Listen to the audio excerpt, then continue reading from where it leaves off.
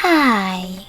In front of me is POCO X5 Pro, and today I would like to show you how you can change font style on this device.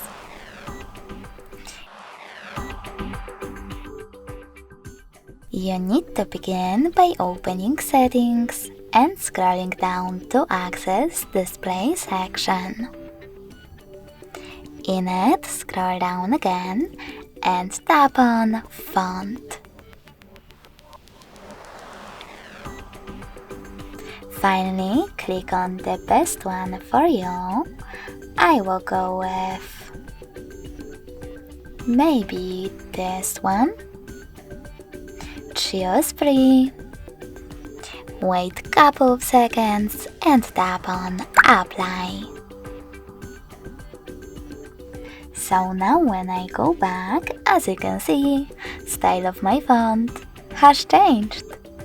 If you wish to go back to your default one, go into exactly the same settings, click on My Fonts, select Roboto and tap on Apply at the bottom.